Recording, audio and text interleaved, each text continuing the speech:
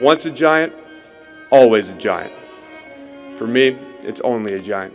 YouTube, Diggy546. Definitely hit that subscribe button if you're new. Like the video if you like the video, and I won't tell if you click that bell. But let's go ahead and get into this. To start it off, list down who is the best quarterback in the NFC East, rank them 1 to 4. In my opinion, being completely honest, before this season, I'll put Dak number 1, DJ number 2, Wentz number 3, only because of health, and whoever's going to be starting for the Washington team is going to be number 4. I think it's going to be Alex Smith, so we'll see how that goes. Like I said, leave that down in the comments. I'll give you a couple seconds. Go ahead, man. Do it. So, quarterback coach Jerry Schuplinsky, he had an interview and he said that Daniel Jones' arm got even stronger. So you know what this means. First of all, a lot of critics last year tried to say that his arm wasn't strong, but he's saying that it was already strong and it got even stronger. With this whole situation going on this offseason, with everybody being home, a lot of players bulked up. DJ put on like 10 pounds of muscle.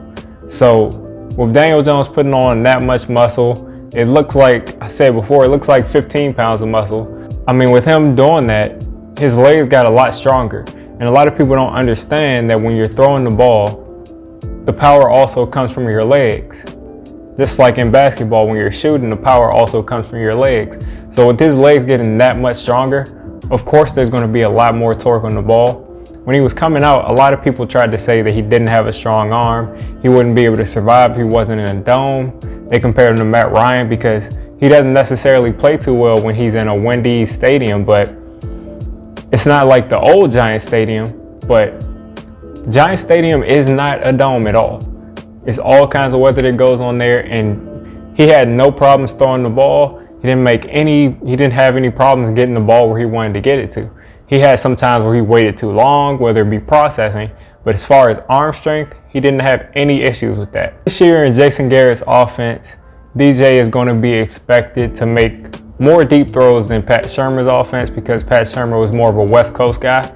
Sure, you know, Andy Reid is a West Coast guy and there's tons of deep throws, but Pat Shurmur was more focused on being on time, hitting those rhythm routes, rhythm throws, and getting the ball to the right receiver.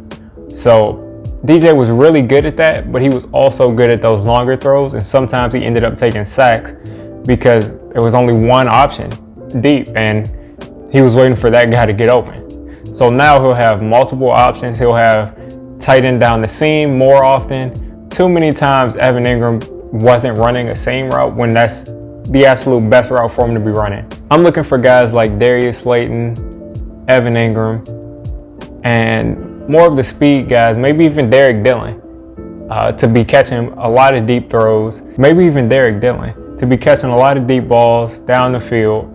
And I'm looking for a lot more big plays this year just because of the offense is different. And they're saying his arm got even stronger, which in my opinion was strong enough. That first game he played against the Buccaneers where he evaded a sack, ran left and threw it right across his body while backpedaling to Darius Slayton was a beautiful throw.